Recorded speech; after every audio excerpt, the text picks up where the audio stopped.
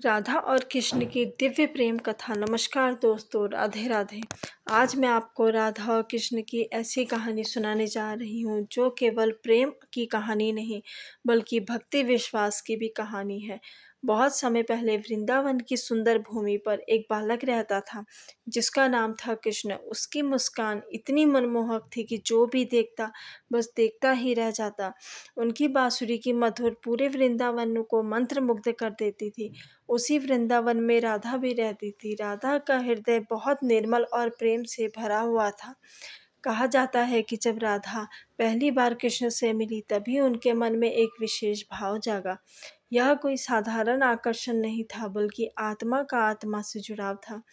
समय बीतता गया। कृष्ण अपने मित्रों के साथ खेलते, गाय चराते, बांसुरी बजाते। जब भी उनकी बांसुरी की धुन गूंजती, राधा उसी संगीत में खो जाती। वृंदावन के लोग भी इतने मधुर धुन सुनने के लिए रुक जाते। कृष्ण सबके प्रिय थे, लेकिन राधा का स्थान उनके जीवन में विशेष माना जाता है। राधा कृष्ण को केवल एक व्यक्ति के रूप में नहीं बल्कि अपने जीवन के आधार के रूप में देखती थी। उनके लिए कृष्ण ही संसार थे। एक दिन वृंदावन में भयंकर वर्षा होने लगी।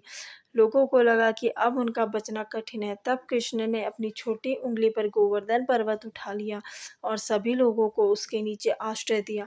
यह देख के सभी आश्चर्यचकित रह गई। राधा का वह विश्वास कृष्ण के प्रति और गहरा हो गया। लेकिन जीवन हमेशा एक जैसा नहीं रहता। एक समय ऐसा आया जब कृष्ण को वृंदावन छोड़ के मथुरा जाना पड़ा।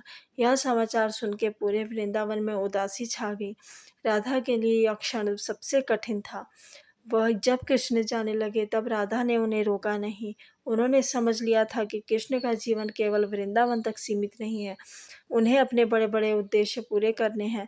कृष्ण मथुरा चले गए। समय बीतता गया। फिर द्वारका के राजा बने। उन्होंने अनेक महत्वपूर्ण कार्य किए और लोगों का मार्गदर्शन किया।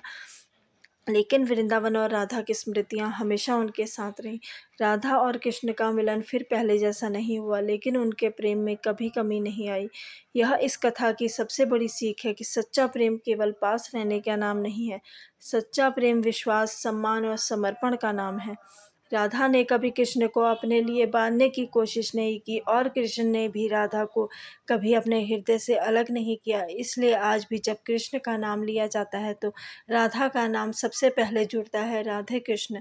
भक्त मानते हैं कि राधा प्रेम का स्वरूप है और कृष्ण परमात्मा का। जब प्रेम और परमात्मा एक हो जाते हैं तब राधा कृष्ण की दिव्यता प्रकट होती है।